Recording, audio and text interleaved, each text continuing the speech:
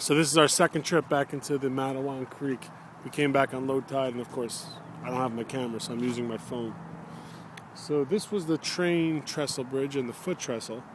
I'm assuming that the foot trestle is the higher pilings, and the train trestle was the trestle bridge for the train was these lower pilings, and there's a lot of them. So that span is probably, I'm going to say maybe 75, 80 feet across.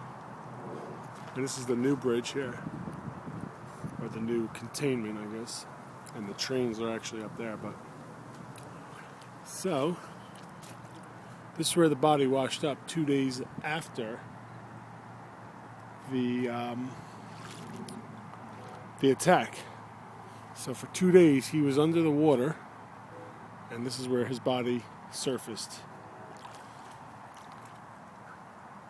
And you can see there's a lot of pilings. I mean, try to back up over here a little bit. I mean, here's where it starts.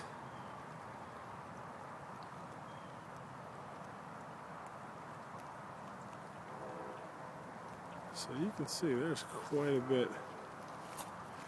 And the funny thing is, I mean, the tide is dropping so quick. These right here, these lower ones right there, were not even, they were still underwater when we first pulled up. And I mean, you can see more popping up over there. Right over there. You can see them just starting to surface. It's actually really cool back here. I mean, there's a train going by up there.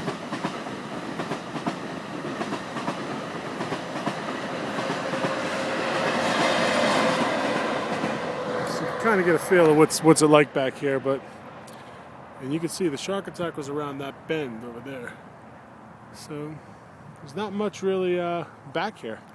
You know, maybe it was different 100 years ago, but see, this is a path that leads back up into town up there that way.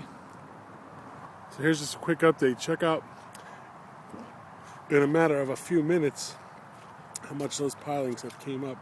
Just remember that piling right there, when we got here, was underwater. It's only been a matter of 10 minutes if we're sitting here. And those are here from the first video clip I showed you. Nothing. Now look over on the other side. You can see them all coming up out of the water. So you see how many there really are.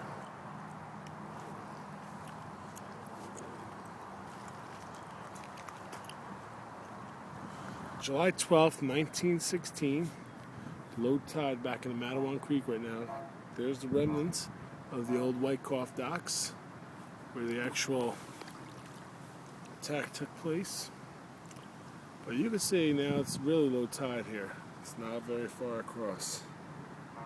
That's it. It's about 7 o'clock. It's mid-September right now. You can see, I mean, talk about this dock's over 100 years, almost 100 years old, over 100 years old, and look how thick the pilings are still. It's pretty crazy. So you can see from all the way over there to that bank right there, there's pilings. And how far they just go.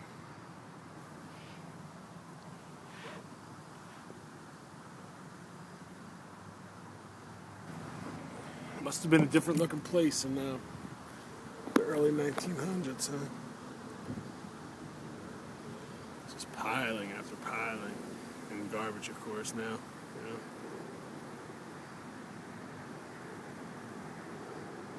The thing that's funny about all of this is you don't realize it. Like right up the hill up there, there's just, you know, there's land up there.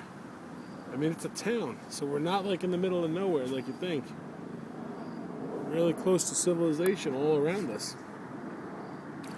So here's like one of the coolest parts back here that I think. Besides this mess.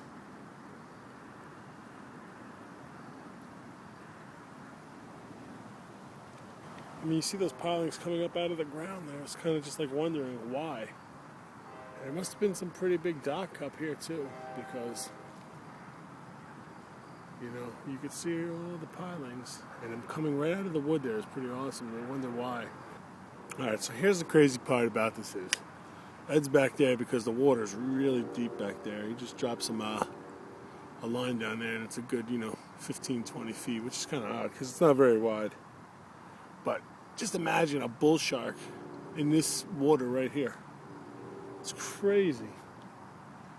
I mean, what's funny is too, now that it's really low tide, I'm starting to see some dock pilings and some wood buried on this side as well too, which I've never seen before.